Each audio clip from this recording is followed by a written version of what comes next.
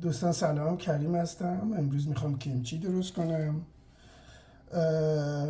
چون نمیخواستم سسشو خودم درست کنم، سس آماده خریدم. برای کیمچی هم 2 کلم چینی خریدم با هویج. اینا رو از دیروز تو آب نمک خوابوندم و بریم ببینیم که چی کار میشه کرد.